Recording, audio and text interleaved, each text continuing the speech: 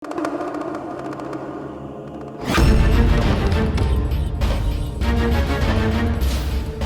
आपको भली भांति समझता हूं सखा, पर सती कितनी हठी थी ये भी मैं भूल नहीं सकता। मेरे बार बार मना करने के उपरांत भी मेरे सुझावों को मानना तो दूर, उन्होंने सुना तक नहीं और ना ही समझा बिना बुलाए कहीं जाना नहीं चाहिए। इसीलिए मैं आपके साथ जाने के लिए हठ नहीं करूंगी। आप मुझे भी मत रोकिए। यदि मैं उन्हें रोक रहा था, कोई ना कोई कारण अवश्य था। इसीलिए सत्य तो यह है कि उस अभूतपूर्व हट का कोई भी अंश अब भी उनमें शेष है, तो मेरा और उनका साथ संभव नहीं है।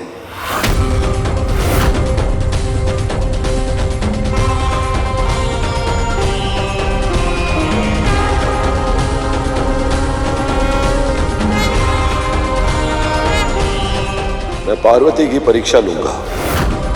तारकासुर का आतंक इतना बढ़ गया है और ऐसे में मेरी सुकुमारी पुत्री अकेले इतना भीषण तप कैसे करेगी? मेरा निश्चय अटल है मां।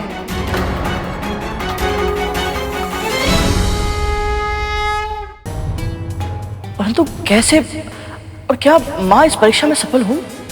हाँ, महादेव की परीक्षा बहुत अद्भुत थी। देवी पार्वती को परखने के लिए महादेव ने स्वयं शक्ति का रूप धारण किया।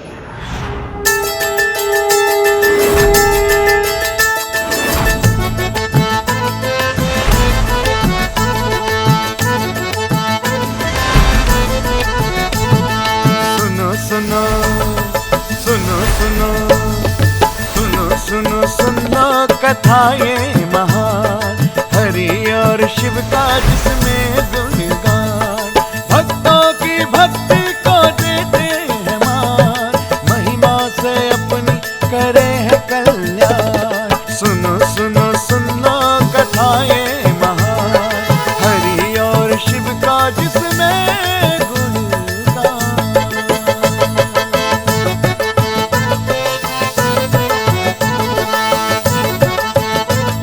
कितना मनमोहक है मेरे प्रभु का ये रूप। माता भी जब इन्हें देखेंगी तो इस मनमोहक रूप को ताकती ही रह जाएंगी।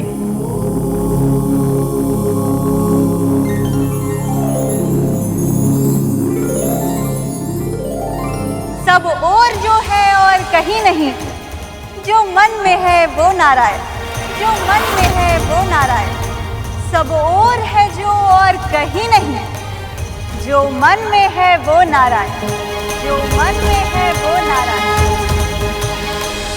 महादेव, मन जिसमें रमे वो नारायण, मैं जिसकी शरण वो नारायण।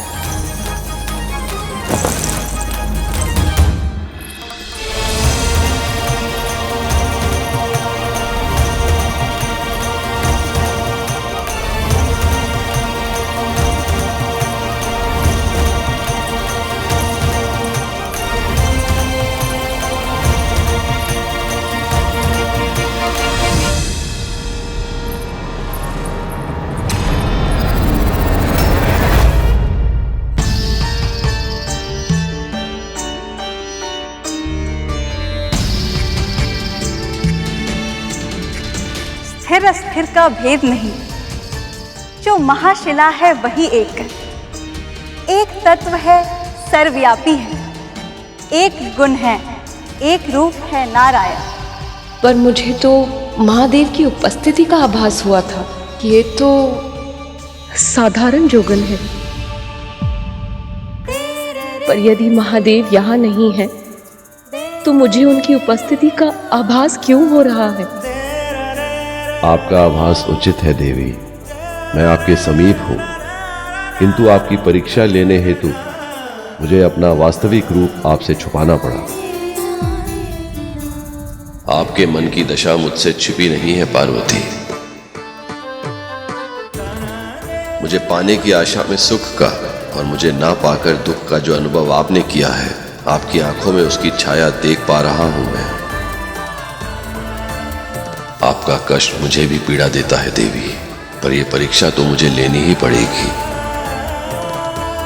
और मुख के भाव इतने स्नेहमयी हैं जैसे कोई बहुत ही अपना कुछ कहना चाहता हो। आपकी आंखों में ये नमी क्यों है?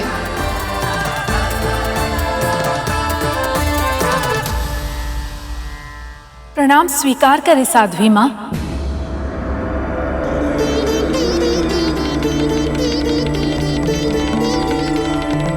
रुको।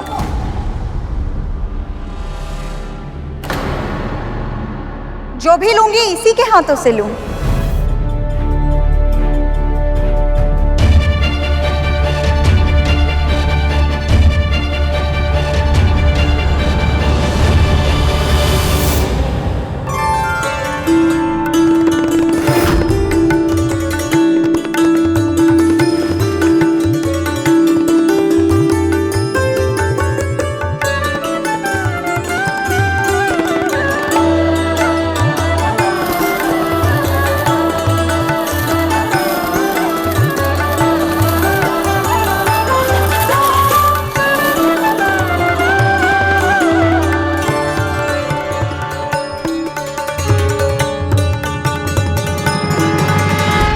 कौन है साध्वी?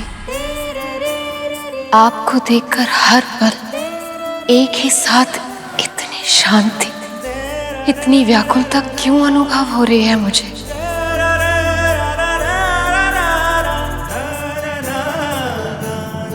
साध्वी माँ, जब से कंदरा से लौटकर आई है मेरी पुत्री, कुछ बदली सी है, बहुत खोई खोई सी रहती है। इसके मन में विचारों का कौन सा झांझावत उमड़ता रहता है, कुछ समझ में नहीं आता। इसकी बहुत चिंता हो रही है मुझे। जिसकी चिंतन से सब चिंता मुक्त हो जाते हैं, उसकी चिंता कर रही हैं देवी। लगता है आप भूल रही हैं कि आपकी पुत्री कौन है और पृथ्वी पे इसका जन्म किस उद्देश्य के लिए हुआ है।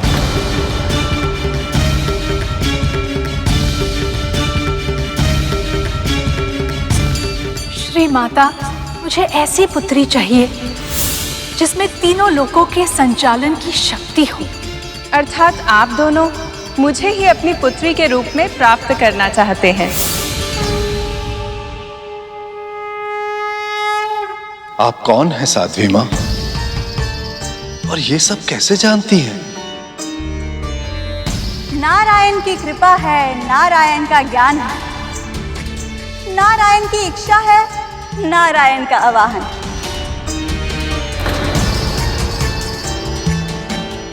केवल मैं ही नहीं, ये भी जानती है कि इसके मन में कौन बसा है, कौन है जो इसके लिए बना है। बोल, तेरे मन में तेरे पति की छवि है ना? देखा देखा, मैंने कहा था ना, ये सब जानती है पर बताती नहीं है।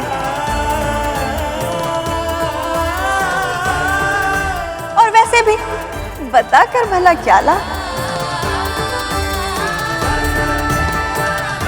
आपके कहने का अर्थ क्या है साध्वी माँ?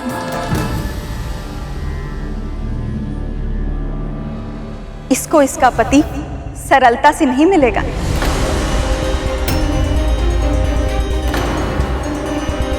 कन्या का भाग्य दुष्कर है, कठिनाइयों से भरा पड़ा है। लोग तपस्या करते हैं तो उन्हें वरदान मिलता है। ये तपस्या करेगी तो इसे वर मिलेगा।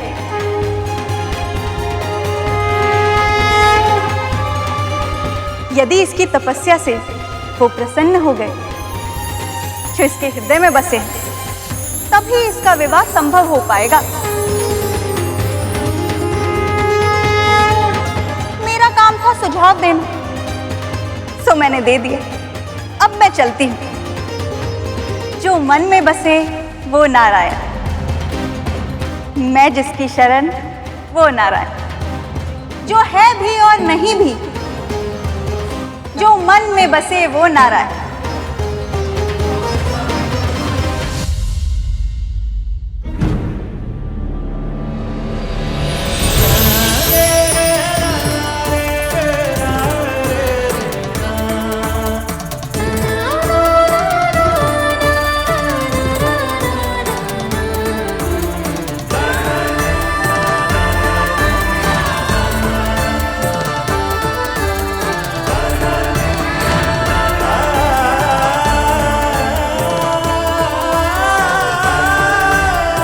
महादेव।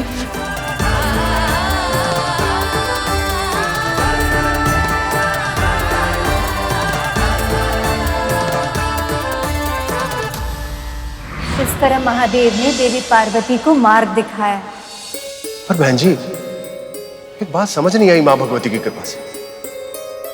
महादेव को मार्ग दिखाना ही था, तो जब वो कामदेव को जलाए तो पार्वती को अपनाए काहे नहीं? यही तो प्रभु की लीला है और इसे हम सभी को समझना है।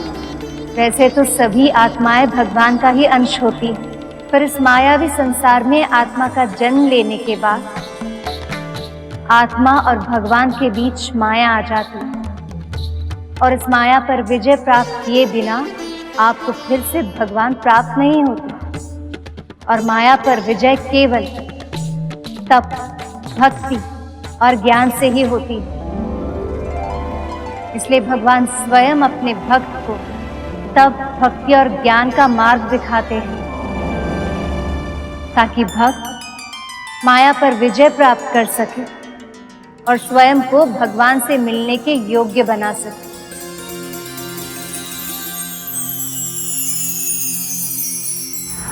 जया विजया, तुम्हारी सखी पार्वती कहाँ है?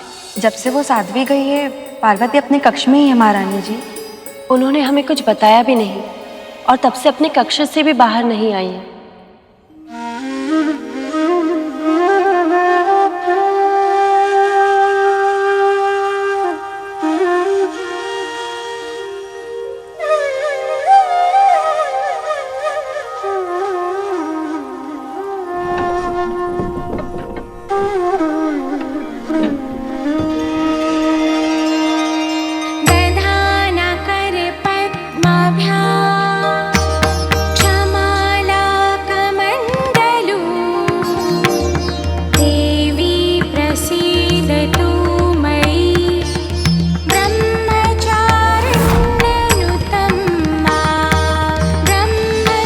ये सब क्या है?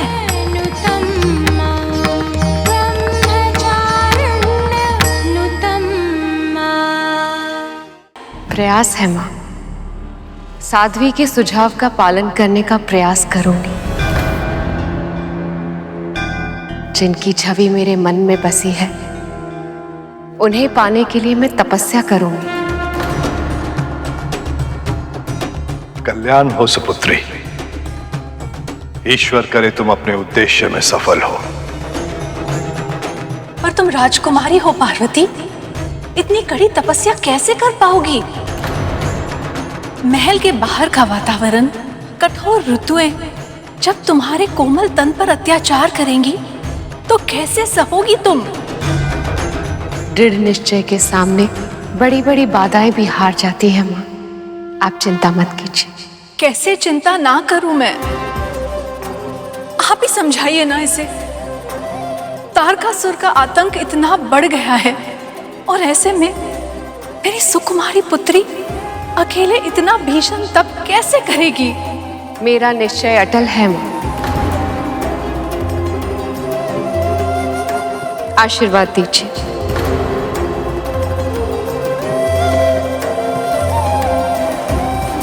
ठहरो पार्वती, मैं जानती हूं तुम्हारा स्वभाव कैसा है।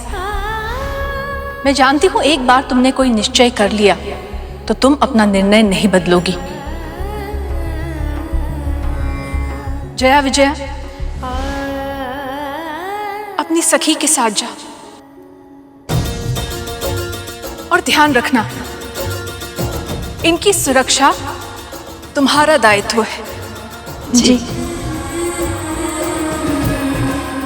माँ का प्रेम भी कितना अद्भुत होता है। आप मेरी सुरक्षा के लिए चिंतित हैं माँ, ये जानते हुए भी कि महादेव की तप में मेरा कुछ अहित नहीं हो सकता।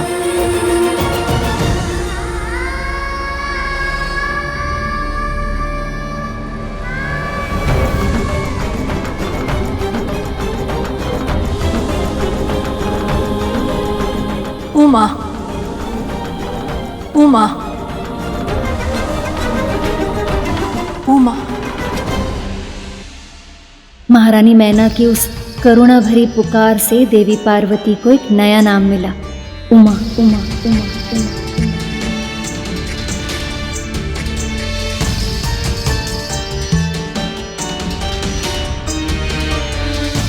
ठहरो जया विजय, ये स्थान उत्तम है, मैं यहीं तपस्या करूंगी।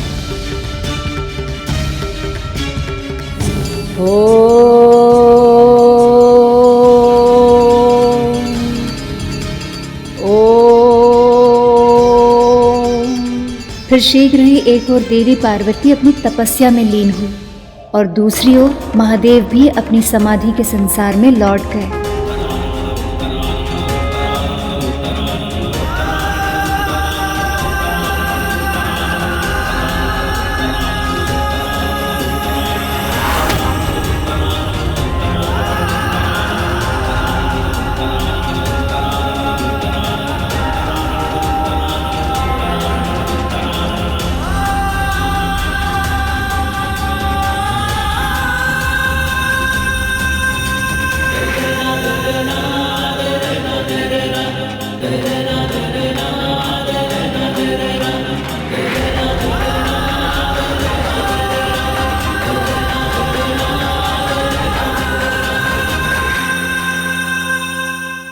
देवी पार्वती गंगोत्री के निकट तपस्या करने लगी। ओम नमः शिवाय, ओम नमः शिवाय, ओम नमः शिवाय, ओम नमः शिवाय, ओम नमः शिवाय, ओम नमः शिवाय, ओम नमः शिवाय, ओम नमः शिवाय, ओम नमः शिवाय, ओम नमः शिवाय,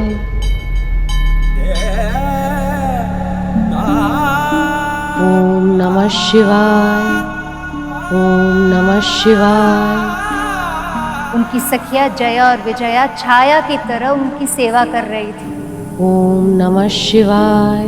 प्रथम वर्ष देवी पार्वती ने फलाहार पर निर्भर करके तपस्या की। देवी, कुछ भोजन ग्रहण कर लीजिए।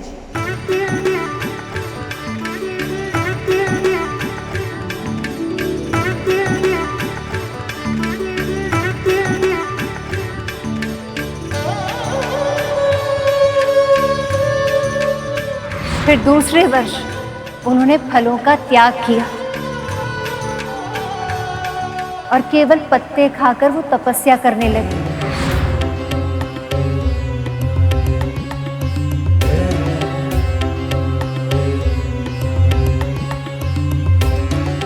केवल पत्तों पर ही तन कैसे जीवित रह सकता है विजया?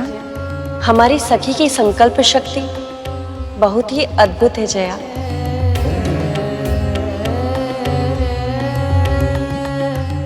किंतु कुछ समय बाद उन्होंने पत्ते अर्थात पर्ण का भी त्याग कर दिया और इसी कारण उन्हें नया नाम मिला, अपर्णा। ओम नमः शिवाय, ओम नमः शिवाय, ओम। वर्ष बीत गए किंतु देवी पार्वती का संकल्प नहीं बदला। समय के साथ शिव जी के लिए उनका प्रेम और बढ़ता गया, किंतु सभी देवी और देवताओं को भय ये था कि ये शिव जी की परीक्षा है, जिसे पूर्ण होते होते सहस्त्र वर्ष भी लग सकते हैं। तो क्या देवी पार्वती का प्रेम इतना दृढ़ था और क्या उनमें इतना समय प्रतीक्षा करने का संयम था? देवी पार्वती, आपकी असली परीक्षा तो अब आरंभ होगी, जब मैं स्वयं आऊंगा आपकी परीक्षा लेने।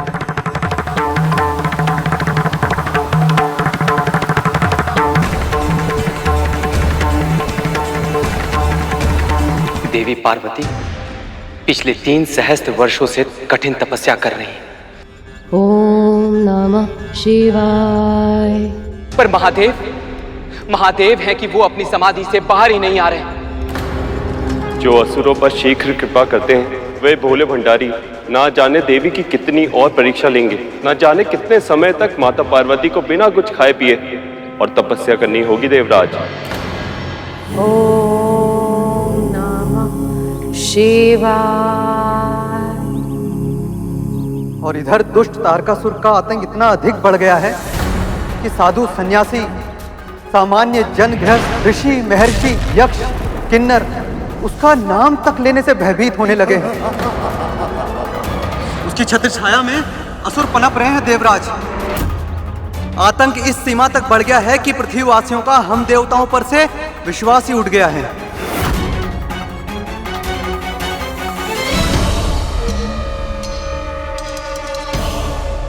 देवताओं को केवल स्वर्ग से विस्थापित करना ही पर्याप्त नहीं है। संसार के हर प्राणी के हृदय से उनका अस्तित्व समाप्त करना होगा। जो भी मेरे अतिरिक्त किसी और की स्तुति करता दिखाई दे, उसे इतना सताओ, इतना तड़पाओ, वो अपनी मुक्ति के लिए किसी देवता से नहीं, अभी तो मुझसे, केवल मुझसे प्रार्थना करे। तारकासुर महाराज की, तारकासुर महाराज की, तारकासुर महाराज की, तारकासुर महाराज की, तारकासुर महाराज की। ओम नमः शिवाय। ओम नमः शिवाय। ओम नमः शिवाय। मंत्रों का उच्चारण, और वो भी स्त्री स्वर में। कौन है ये स्त्री? ओम नमः शिवाय। ओम नमः शिवाय। ओम नमः शिवाय। सुंदरी? सुंदरी नहीं मूर्ख, महासुंदरी, ब्रह्मांड सुंदरी। इसे तो हमारे साथ होना चाहिए। सत्य कहा तुमने। संग साथ ऐसा हो तो पृथ्वी ही स्वर्ग बन जाए।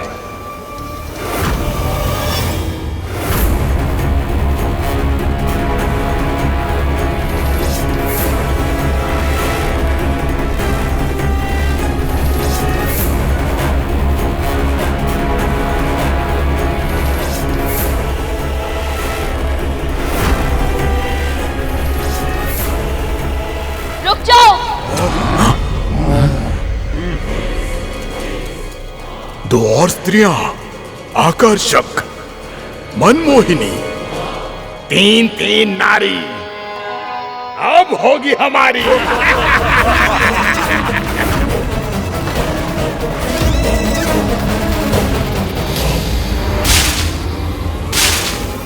ठहर जाओ दुष्टों, आगे आने का दुस्साहस मत करना, नहीं तो उचित नहीं होगा। सुंदरता के साथ साथ तुम्हारे कोमल तनों में साहस भी है। पर इस निर्जन स्थान पर कर क्या रही हो तुम सब? तुम्हें तो हमारे स्वामी तारकासुर महाराज के महल में होना चाहिए। हाँ, यदि तुम उन्हें प्रसन्न करोगी तो तुम्हारी भी सारी इच्छाएं पूर्ण कर देंगे वो। छी! लौट जाओ यहाँ से, निकट आने का प्रयास मत करना, तुम्हें हमारी शक्ति का आभास नहीं है। तुमने हमारा प्रस्ताव ठुकराने का दुस्साहस किया है सुंदरियों। लगता है पाठ पढ़ाना पड़ेगा तुम्हें, दंड देना होगा तुम्हें।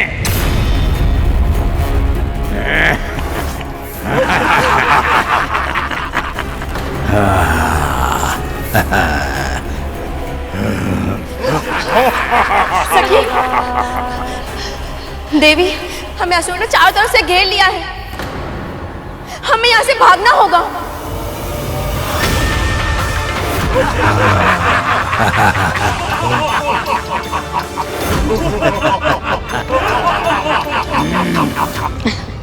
ये असुर तो देवी पार्वती के और भी निकट आते जा रहे हैं। अब हम इनकी रक्षा कैसे करेंगे? हे ईश्वर, हमारी रक्षा कीजिए, अन्यथा महारानी को दिया देवी पार्वती की रक्षा का वचन हम कैसे पूरा कर पाएंगे?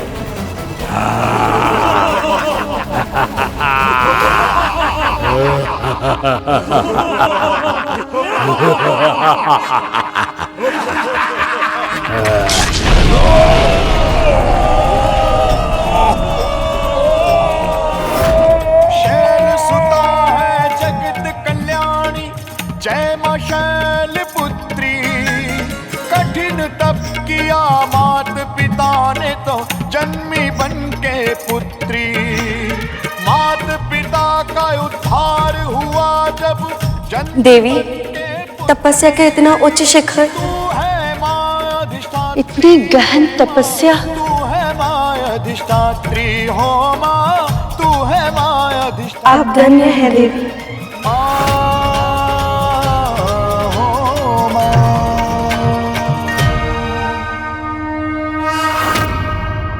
तारकासुर के योद्धा हो तुम सब।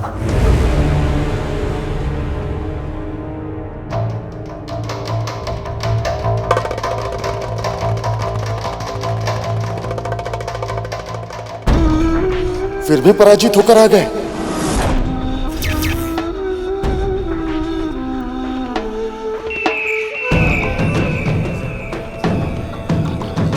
और वो भी एक स्त्री से।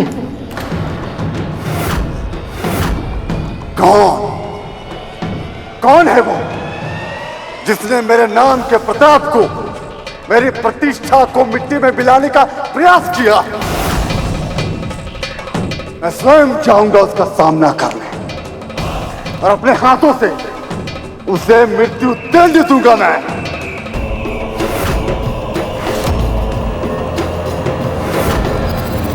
असुरराज, इन साधारण सैनिकों की पराजय से आपकी प्रतिष्ठा में कोई हानि नहीं हुई है। और वैसे भी इस त्रिलोक में ऐसा कोई योद्धा नहीं है जिसमें इतना सामर्थ्य हो कि आपके सामने खड़ा हो सके। और वो तो मात्र एक साधारण सी स्त्री है, लेकिन आप उस स्त्री से युद्ध कर उसकी प्रतिष्ठा में क्यों वृद्धि करना चाहते हैं? और वैसे भी वो तो शिव की तपस्या कर रही है, और शिव पहले ही संसार से विरक्त हो चुके हैं। ना वो उसकी प्रार्थना सुनेंगे, ना वो उससे प्रसन्न होंगे, और ना ही कोई वरदान देंगे। सही कह रही हो तुम। वो भला मुझे क्या हानि पहुंचा सकती है?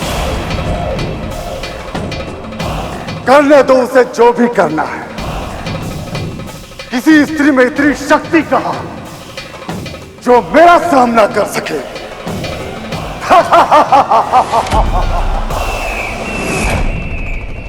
अत्यधिक आत्मविश्वास और अभिमान ही इसके पतन का कारण बनेगा। नारायण नारायण। पर कब देवर्षि, कब? देवी पार्वती इतने समय से तपस्या कर रही हैं। उनका तपोबल इतना बढ़ गया है कि राक्षस सहन नहीं कर पा रहे हैं। इतने समय से केवल वायु पे जीवित हैं। अब और उनकी कितनी परीक्षा लेंगे महादेव?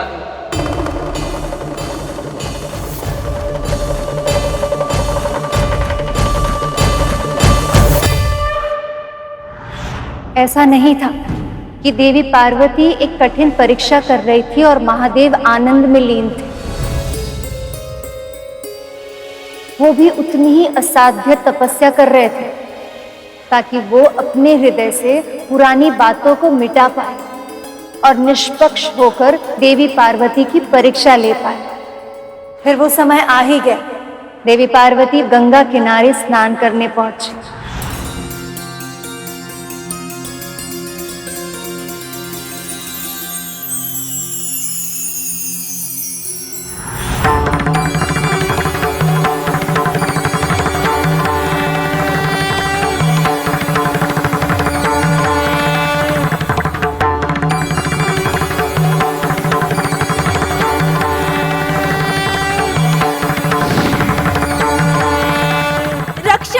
रक्षा करो, कोई है?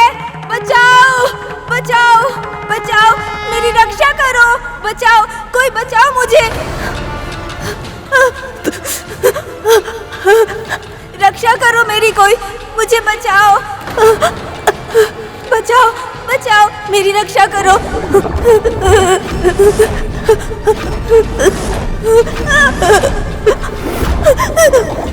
बचाओ, कोई बचाओ मुझे, मेरी रक्षा करो। बचाओ बचाओ मुझे, मैं मरना नहीं चाहता हूँ।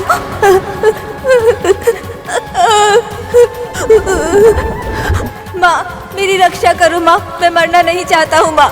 माँ, मुझे बचा लो मुझे माँ, बचा लो।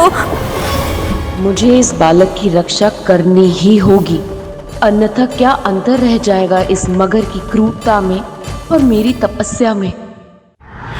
ये तो बहुत ही अनोखी परीक्षा है देवराज। यही तो मैं भी सोच रहा हूं अग्निदेव कि इसका क्या परिणाम होगा। प्रभु, ये परीक्षा तो विचित्र भी है और कठिन भी। मुझे बचाओ, कोई रक्षा करो मेरी। हे मगरमच्छ, इस बालक को छोड़ दो। प्रश्न ही नहीं उठता। तुम जाओ कन्या, प्रकृति के नियम में बाधा मत बनो। परंतु ये छोटा सा बालक है, अभी तो इसका जीवन आरंभ भी नहीं हुआ। इतनी शीघ्र इसके प्राण मत लो, जाने दो इसे।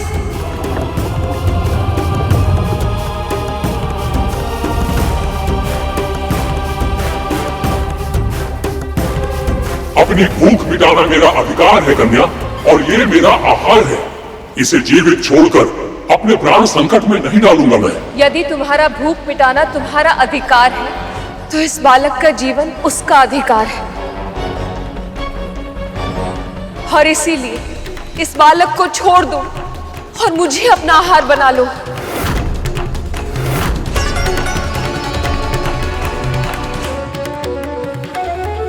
ये क्या कह रही हैं आप देवी?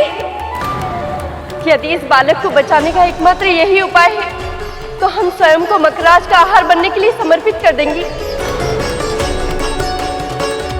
पर आपको अपने प्राण संकट में नहीं डालने देंगी देवी।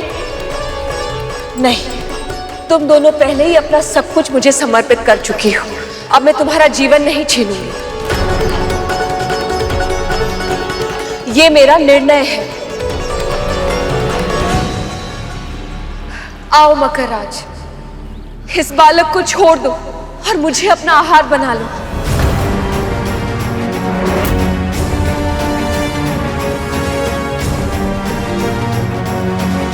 कहाँ इस बालक का स्वादिष्ट कोमल मांस और कहाँ तुम्हारा अस्थियों का ढेर। तुम्हारा प्रस्ताव मुझे स्वीकार नहीं है कन्या। फिर भी यदि तुम सचमुच इस बालक की प्राण रक्षा करना चाहती हो, तो अपने तप का फल मुझे दे दो।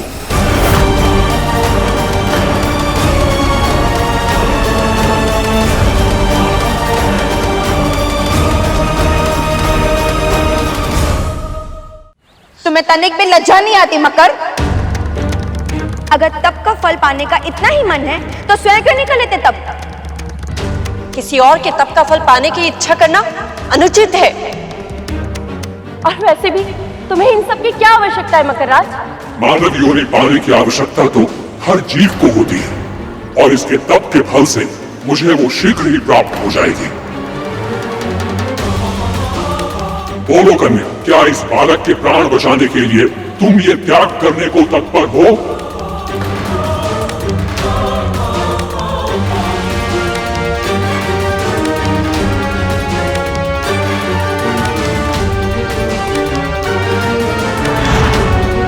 हे प्रभु,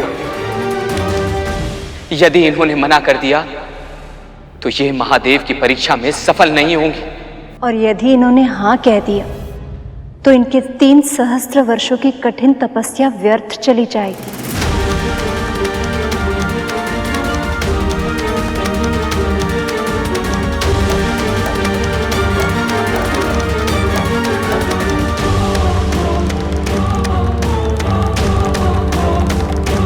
क्या सोच रही हैं आप देवी? और वैसे भी इसमें विचार करने योग्य है ही क्या देवी? आपने काफी समय से वायु पे जीवन बिताया है, कठिनतम चुनौतियों का सामना करके ये दुर्लभ तप किया है आपने। इतने कष्ट से है, इतनी प्रतीक्षा की? क्या इसलिए कि अपने सारे तपस्या का फल इस मकर को दान दे दे? माँ, मेरी रक्षा करो माँ, मैं मरना नहीं चाहता हूँ माँ।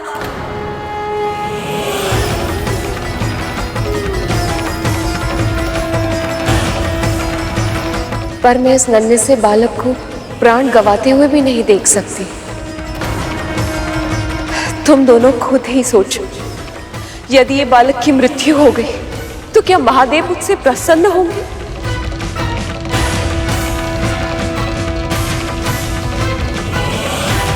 और महादेव ही क्यों, मैं स्वयं ये जानकर सुखी रह पाऊंगी कि एक निर्दोष बालक के प्राण बचा सकती थी, परंतु अपने स्वार्थ सिद्धि के लिए मैंने वो अवसर भी गंवा दिया और इस निर्दोष बालक को मृत्यु के मुख में जाने दिया।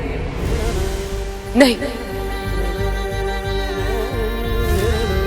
पर देवी, साधना के जिस उच्च स्तर पर आप हैं, वहां तक पहुंचने के लिए 3 सहस्त्र वर्षों तक कठोर तपस्या की है आपने। वो तो मैं फिर से भी कर सकती हूँ जया, परंतु अपने नेत्रों के सामने एक निर्दोष बालक की मृत्यु नहीं होने दे सकती। इस बालक को बचाने के लिए मैं अपने तप का संपूर्ण फल सहर्ष त्यागने को तैयार हूं।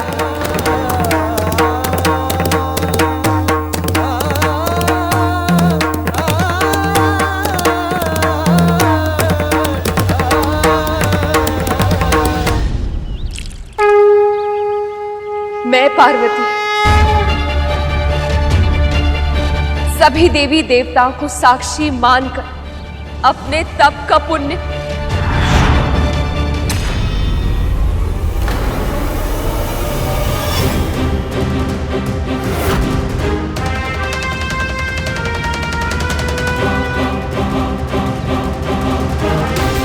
देवी, बालक कहाँ गया? और मगरमच्छ कहाँ गया?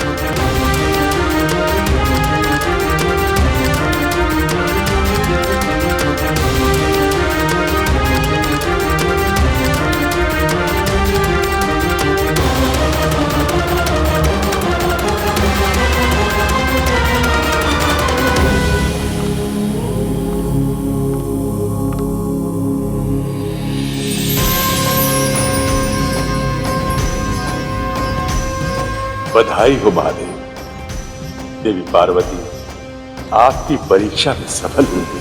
बधाई हो प्रभु, बहुत बहुत बहुत बधाई हो। सखा, अब आप उनकी प्रतीक्षा का अंत कर दें, उन्हें दर्शन दे दीजिए सखा। अभी केवल वो अपनी पहली परीक्षा में ही सफल हुई।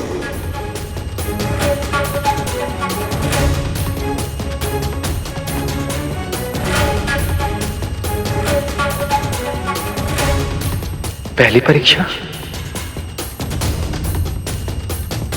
आपका अर्थ है कि आप उनकी और भी परीक्षाएं लेने वाले हैं महादेव?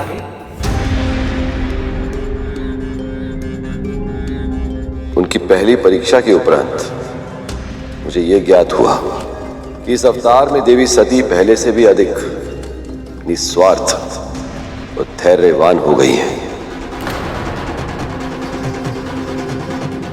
मेरी अर्धांगिनी बनने के लिए इन सब गुणों का होना आवश्यक है।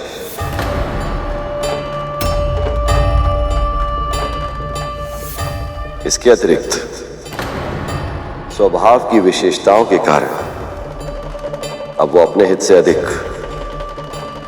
संपूर्ण सृष्टि के हित के बारे में सोचती हैं।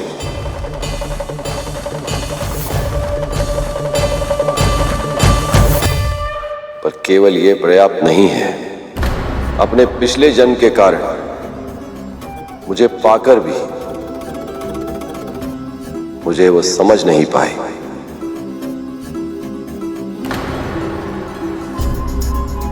मुझे जानना है कि अब इस जन्म में वो मुझे, मेरे विचारों को, मेरे दर्शन को, मेरे तत्व को संपूर्णता से समझ पाती हैं या नहीं।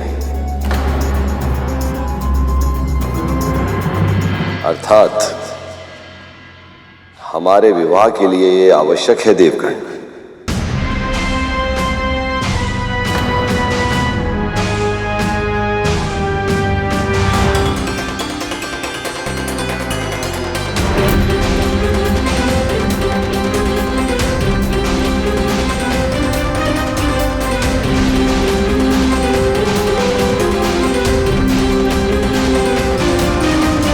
फिर माँ, महादेव ने उनकी परीक्षा कब ली और कैसे? महादेव देवी पार्वती के त्याग को देखने के बाद समझ चुके थे कि देवी पार्वती दूसरी परीक्षा के लिए तैयार है, और दूसरी ओर तारकासुर के आतंक से वो अभिज्ञ नहीं थे। इसलिए शीघ्र ही दूसरी परीक्षा लेने के लिए उन्होंने फिर से अपना वेश बदला।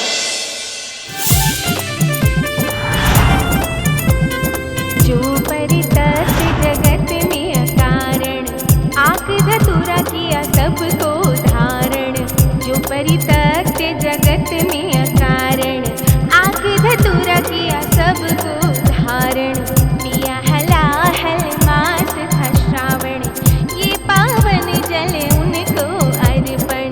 जग तुझ पे बलिहारी है ओ काशीनाथ, जग तुझ पे बलिहारी है। शिव शंकर महादानी है भोलेनाथ, शिव शंकर महादानी है।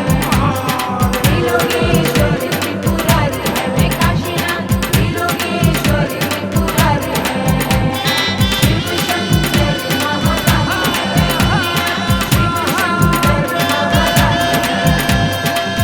शंकर महादानी है।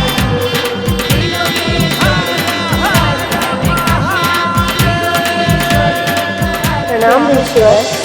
कल्याण।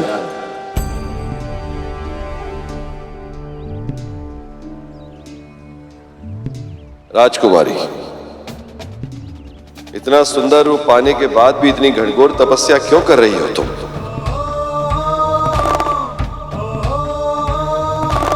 यह आयु साधना के कष्टों का अनुभव करने की नहीं, बल्कि विवाह करके ग्रस्त जीवन का सुख भोगने की है। यह हमारी प्रिय सखी पार्वती है ऋषिवर। अपने प्रियतम महादेव शिव के साथ विवाह की इच्छा के कारण गहन तपस्या कर रही। शिव के साथ विवाह? उस औघड़ के साथ विवाह?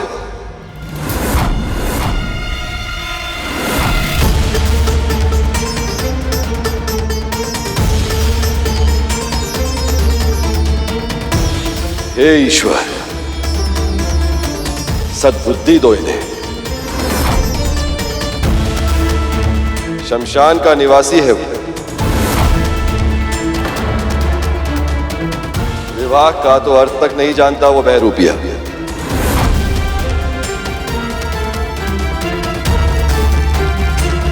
ऋषिवर, आपसे निवेदन है, कृपा करके ऐसे वचन ना कहें, हमारे सखी के हृदय को कष्ट पहुंचेगा।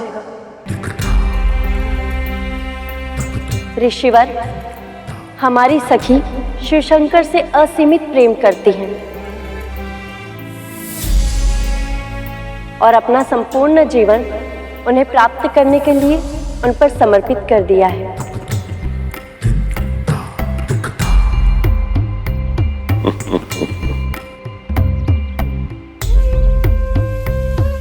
क्या इन्होंने या आप में से किसी ने शिवशंकर को देखा है?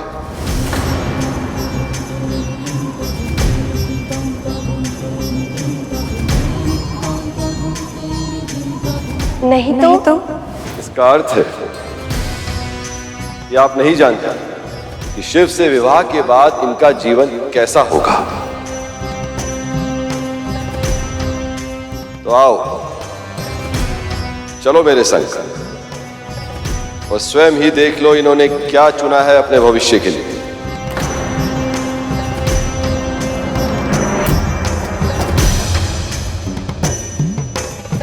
अधिक सोच विचार केवल समय व्यर्थ करता है देवी। साधु के कथनों का मान रखो और चलो मेरे संग। मुझे विश्वास है कि वास्तविकता देखकर तुम्हारी आंखें फटी रह जाएंगी, पग डगमगा जाएंगे और संकल्प अपने आप ही क्षीण हो जाएगा।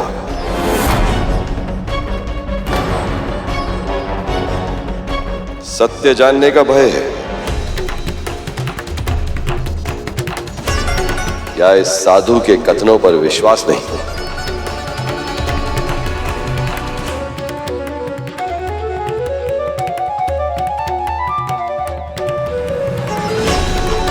चलकर देख लेने में कोई बुराई नहीं है देवी।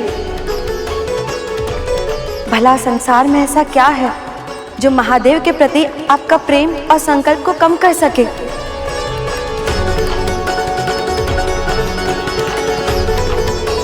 और देवी, साधु सन्यासियों के अपमान से तप का पुण्य कम हो जाता है।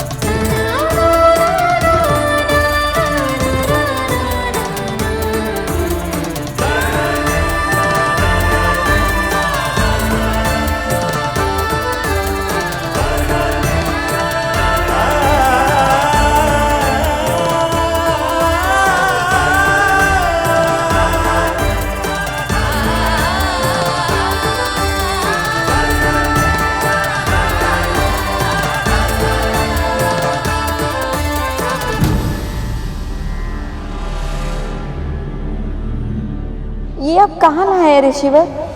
यहाँ ना कोई वृक्ष है और ना ही कोई वनस्पति, और भीषण शीत भी है। शीघ्र हमें यहाँ से ले चलिए ऋषिवर, यहाँ एक क्षण भी रुकना असंभव लग रहा है।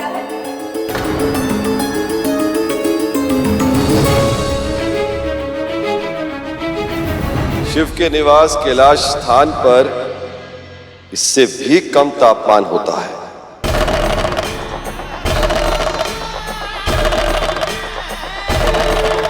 रह पाओगी तुम?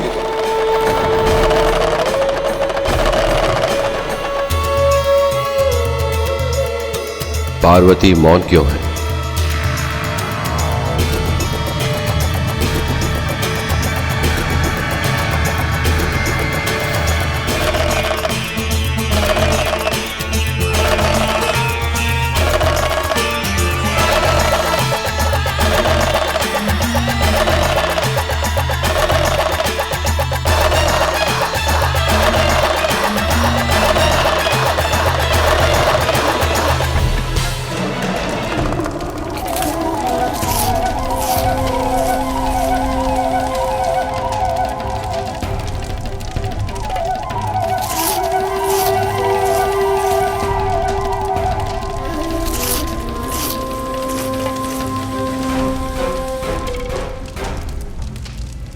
ये है इन अघोरियों का भोजन।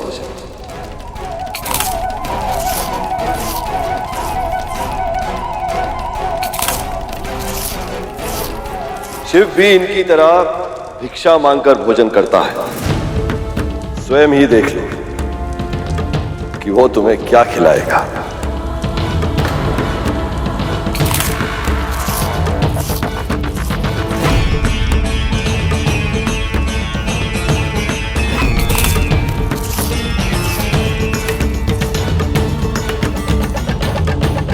भिक्षा में मिले जीवन पर निर्वाह करना होगा तुम्हें।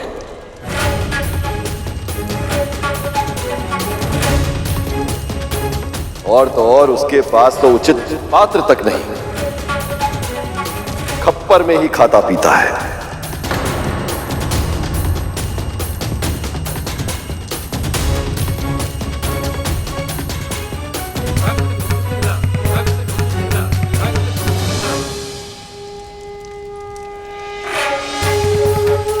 विचार करो देवी, क्या तुम कपाल से बने खप्पर में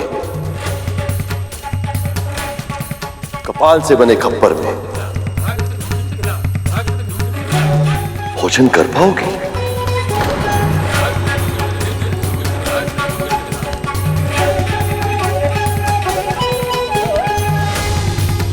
महादेव इस प्रकार देवी पार्वती की भावनाओं को क्यों ठेस पहुंचा रहे हैं?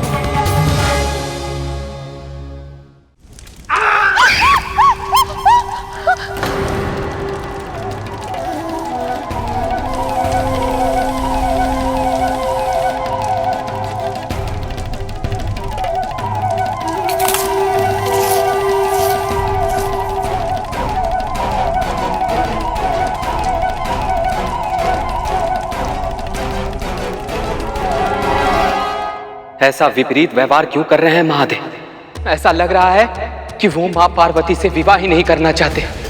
इतना भयभीत कर रहे हैं ये इन्हें कि इनका संकल्प दुर्बल पड़ जाए और माँ पार्वती स्वयं विवाह करने से मना कर दें। इतना ही नहीं देवराज, महादेव तो माता पार्वती को ऐसे भड़का रहे हैं जैसे मानो वो चाह रहे हो कि माता पार्वती उनके साधु रूप पे अपना क्रोध दिखाएं, जिसके फलस्वरूप उनके तप का फल कम हो जाए। महादेव की ये परीक्षा तो दो धारी तलवार है, माता पार्वती इस पर कैसे सफल होंगी?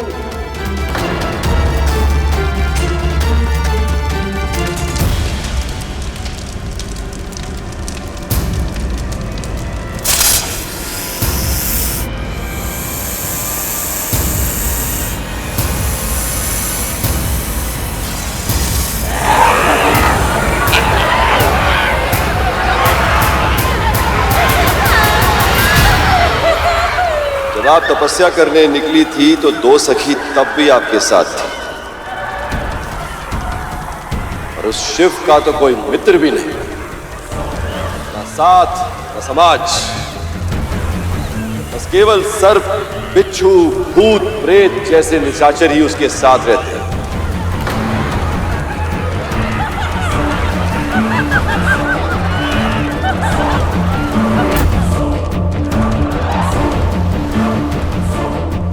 क्या तुम रह पाओगे?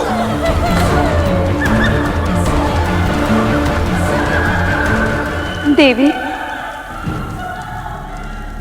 ऋषि की बातों में सत्य तो है।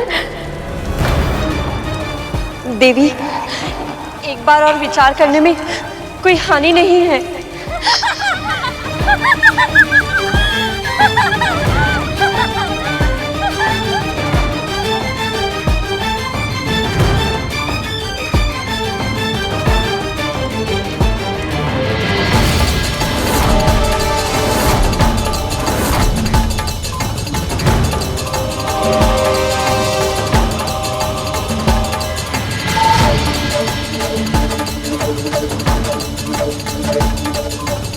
मैंने तो यहां तक सुना है कि पिछली पत्नी के साथ उनका प्रेम भाव कम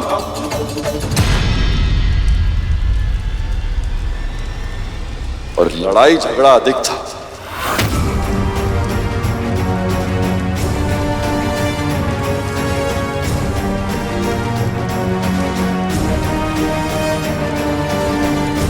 वो निस्सहाय निर्बल कन्या शिव की क्रूरता से बचने के लिए आत्मदाह करने के लिए विवश हो गई थी। मुझे तो ये सुनकर भी दया आती है।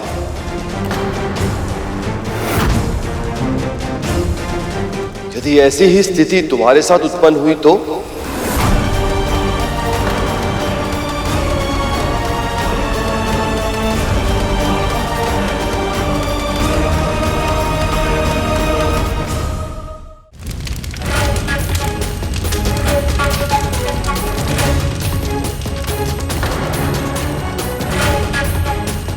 इसीलिए कह रहा हूं देवी,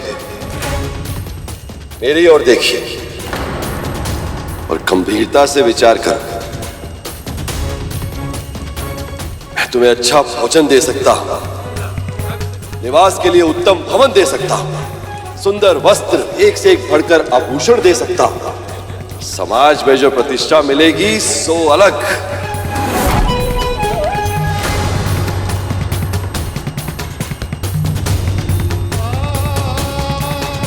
इसीलिए कह रहा हूं देवी, अपने हृदय से शिव का विचार त्याग कर मुझसे विवाह कर लो सुंदरी।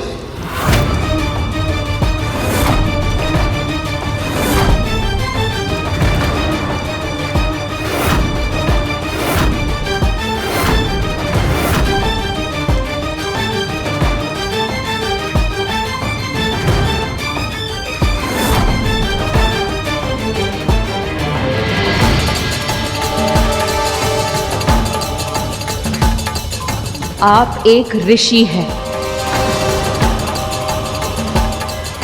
केवल यही कारण है कि आप पर क्रोध करके मैं अपने तप का पुण्य नहीं खोना चाहती। पर अब बस। यदि आपने मेरे शिव के बारे में तनिक भी उल्टा सीधा कहा तो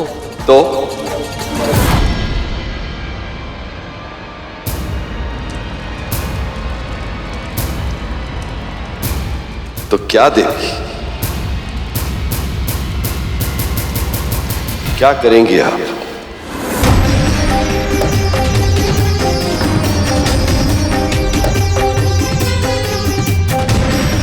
बहुत हो चुका आपका अनर्गल प्रलाप।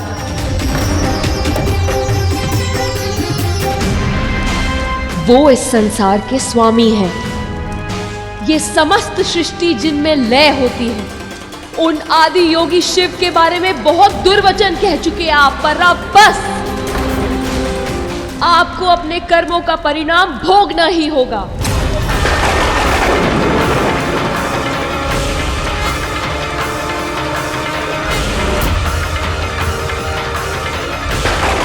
मैं हिम्मत कन्या पार्वती अपने संपूर्ण तप के बल का आह्वान करके आपको श्राप।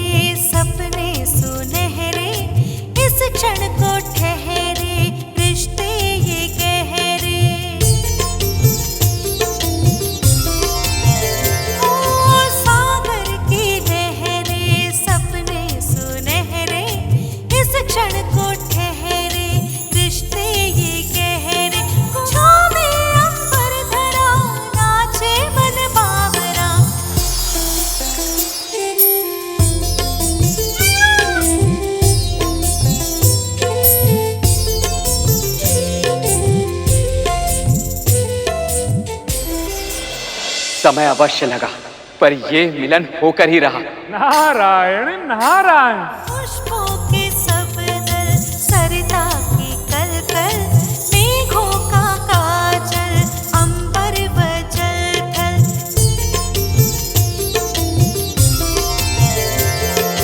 पुष्पों के सब दल, सरिता की कलकल, मेघों का काजल, अंबर व जल थल। तारे सुनहरे अलहड़। देखिए तो देवराज, वृक्ष और वनस्पतियां सभी छूटते हुए माँ पार्वती और महादेव का अभिवादन कर रहे हैं। मोर, कोयल, सभी पशु पक्षी ऐसे चहक रहे हैं कि जैसे मानो पूरे संसार को उनके मिलन की शुभ सूचना दे रहे हो। आपकी तपस्या सफल हुई देवी। हमारा मिलन विधि का विधान था और आपके कर्मों से ऐसा संभव हो सका।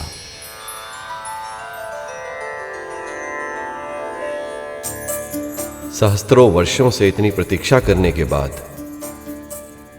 अनेक कठिनाइयां और चुनौतियों के बाद अब जाके हमारा मिलन हुआ है देवी।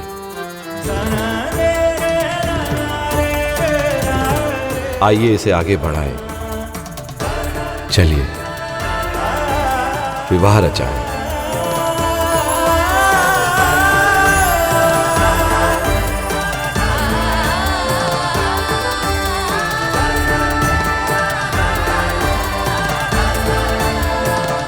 मुझे क्षमा कीजिए महादेव, पर मैं ये विवाह नहीं कर सकती।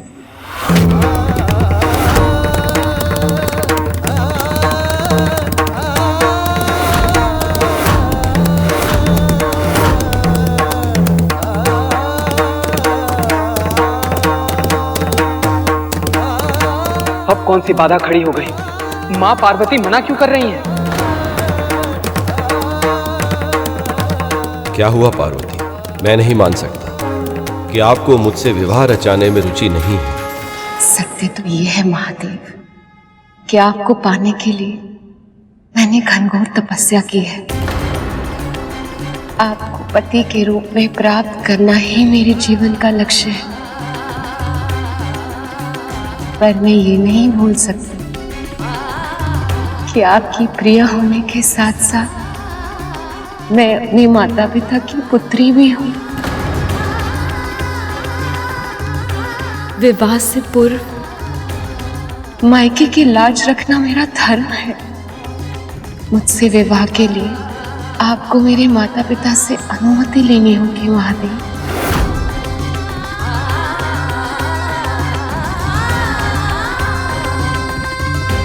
मेरे माता पिता से मेरा हाथ मांगना होगा आपको।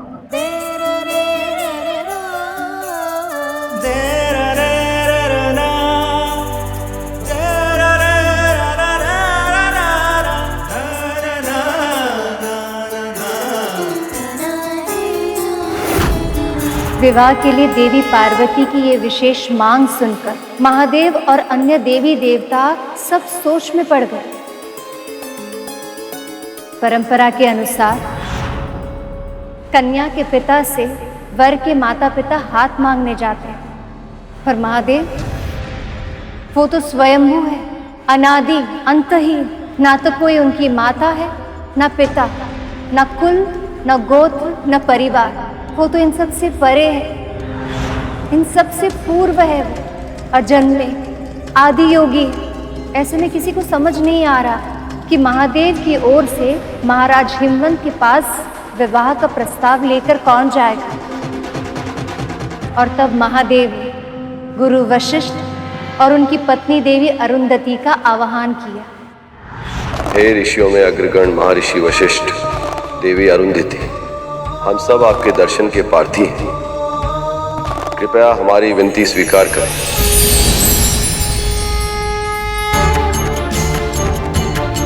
आप सब ऋषियों में सर्वप्रथम है महर्षि, सर्वाधिक सम्मानीय है। त्रेता युग में जब मेरे आराध्य श्री राम जन्म लेंगे तो आप उनके भी गुरु बनेंगे। और गुरु की महिमा तो इतनी अधिक होती है कि यदि भगवान और गुरु एक ही स्थान पर हो तो गुरु का वंदन भगवान से भी पहले किया जाता है। इसीलिए जिस महत्वपूर्ण दायित्व को निभाने का निवेदन करने के लिए मैंने आपका आह्वान किया है, उसके लिए आपसे अधिक उपयुक्त इस ब्रह्मांड में और कोई नहीं है। महर्षि, देवी, आप दोनों से अनुरोध है, यदि आप महाराज हिमवंत के पास उनकी कन्या पार्वती के लिए मेरे विवाह का प्रस्ताव लेकर जाना स्वीकार करें तो आप दोनों का बहुत उपकार होगा। उपकार? उपकार का तो प्रश्न ही नहीं उठता महादेव। ये तो हमारे लिए सम्मान और गौरव की बात है। हम प्रस्ताव लेके अवश्य जाएंगे।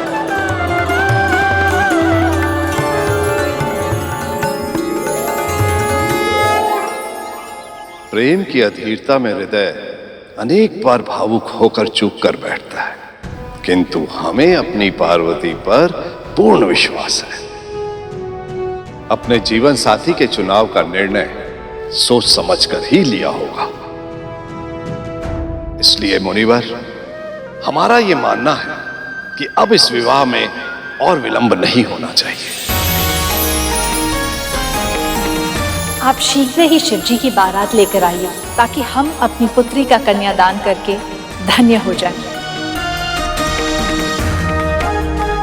अब शीघ्र ही मेरा मिलन मेरे स्वामी महादेव के संग हो जाएगा और हम सदा सदा के लिए एक हो जाएंगे। महादेव, ब्रह्मदेव, नारायण और सभी देवता, आप सबको बहुत बहुत बधाई। अब शीघ्र ही ये विवाह संपन्न होगा और फिर उसका जन्म होगा जो इस सृष्टि का उद्धार करेगा।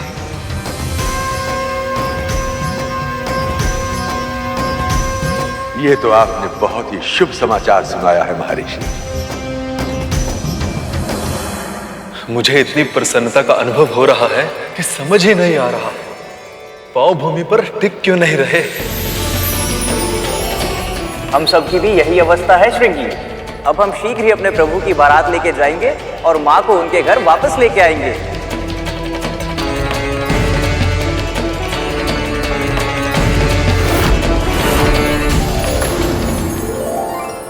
महर्षि, इस प्रसन्नता के अवसर पर आपके मस्तिष्क पर चिंता की रेखा। महादेव, यदि मेरे वश में होता मैं ये बात कदापि न कहता। क्या बात है? प्रसन्नता का यह अवसर संकट के बादल साथ लेकर आया।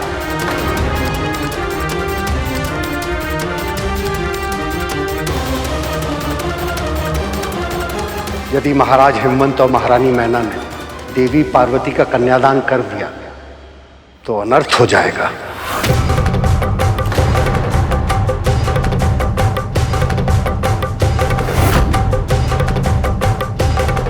पर महर्षि, आप ऐसा क्यों कह रहे हैं? क्योंकि कन्यादान के पुण्य प्रताप से महाराज और महारानी को अविलंब मोक्ष प्राप्त हो जाएगा। और यदि ऐसा हुआ तो इस संसार से हिमालय लुप्त हो जाएगा।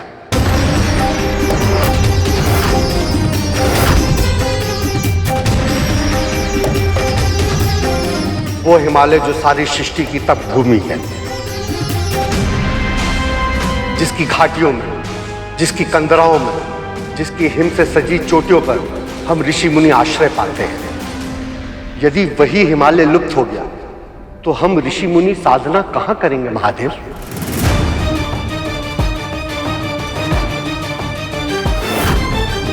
पर महर्षि, उनका कन्यादान करना अति आवश्यक है, अन्यथा विवाह नहीं होगा और उसके बिना तारकासुर के संहारक का जन्म भी नहीं हो पाएगा।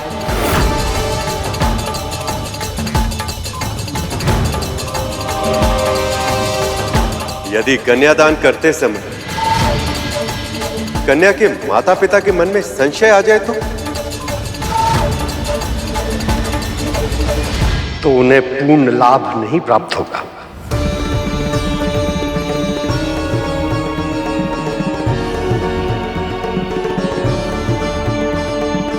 और ऐसे में महादेव का विवाह भी हो जाएगा और तपोभूमि भी सुरक्षित रह जाएगी।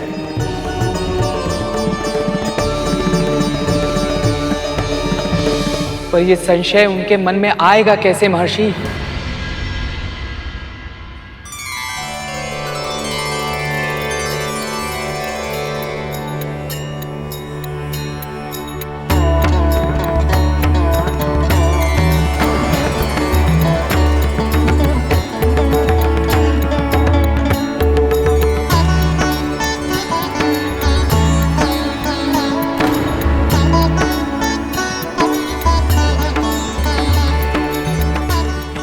ये आप सब लोग मेरी तरफ क्यों देख रहे हैं? क्योंकि ये कार्य केवल आप ही कर सकते हैं देव ऋषि।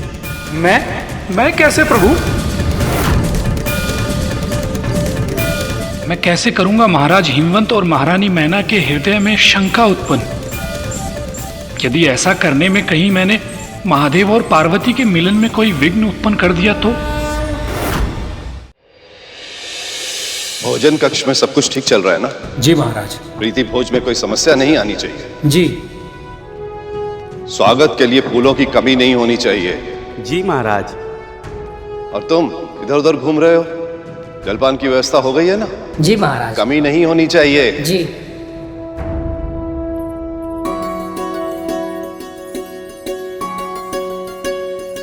संसार के सबसे उत्तम श्रेणी के रेशमी वस्त्र और आभूषणों को तैयार रखो। और हाँ, केवल दामाद जी को ही नहीं, बारात में जितने जन आएंगे सभी को उपहार देना है हमें। शीघ्र करो, समय निकला जा रहा है।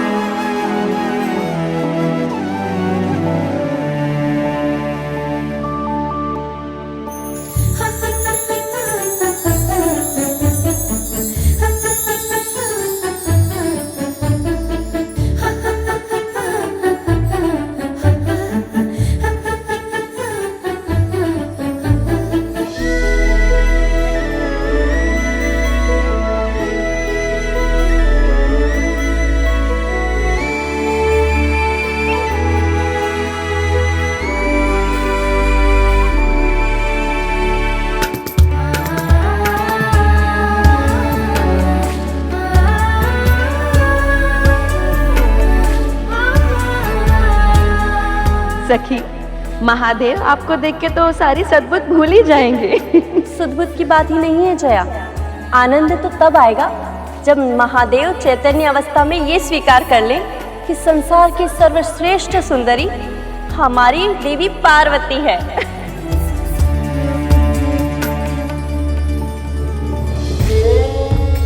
ये सुंदरता तो उनके प्रेम की है। सत्य तो ये है कि मेरे शिव ही सबसे सुंदर हैं। इसे विश्राम स्थल पर ले जाइए। नारायण नारायण। अरे देवऋषि नारद जी,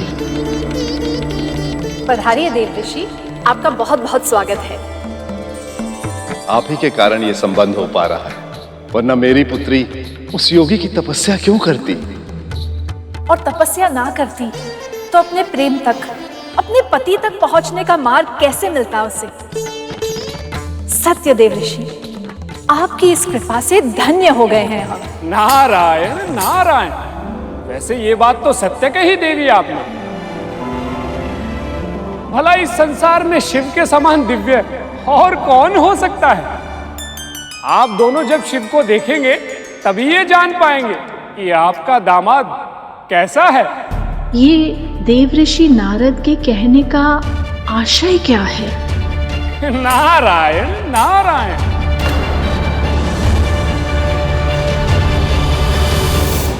भला इस संसार में शिव के समान दिव्य और कौन हो सकता है? आप दोनों जब शिव को देखेंगे तभी ये जान पाएंगे कि आपका दामाद कैसा है।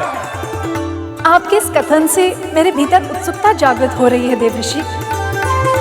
मैंने शिवजी को कभी देखा नहीं, बस पार्वती के मुख से उनके बारे में सुना है। वो कैसे हैं देवऋषि? उनके सुदर्शन रूप का वर्णन तो मैं भी नहीं कर सकता। वैसे बारात निकल चुकी है, कुछ ही समय में यहाँ आ जाएगी, आप स्वयं ही देख लीजिएगा। आपका दामाद, आपकी पुत्री का जीवन साथी कितना अनोखा है, कितना अद्भुत है, कितना दिव्य है। इनके हृदय में शंका तो उत्पन्न कर दी है मैंने, देखते हैं इसका परिणाम क्या होगा। मेरी पुत्री ने जिसे अपना वर चुना है, अवश्य ही वो अति रूपवान होगा। साज सज्जा से सुशोभित होकर जब वो मेरी पुत्री से विवाह करने आएंगे तो समस्त सृष्टि उनके सौंदर्य को निहारती रह जाएगी।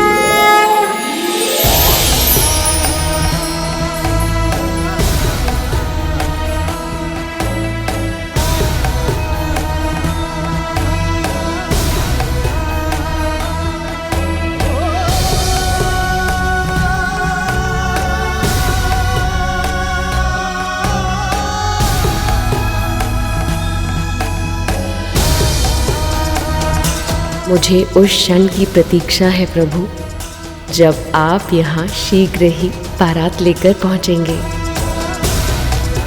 मैं भी उस क्षण की प्रतीक्षा आतुरता से कर रहा हूँ प्रिय, जब हम सदा सदा के लिए एक हो जाएंगे। आप दोनों जब शिव को देखेंगे तभी ये जान पाएंगे कि आपका दामाद कैसा है। महर्षि नारद के वैसे कहने का क्या आशय था? मैंने तो शिव को कभी नहीं देखा। क्या वो हमारी पुत्री के लिए एक योग्य वर हैं?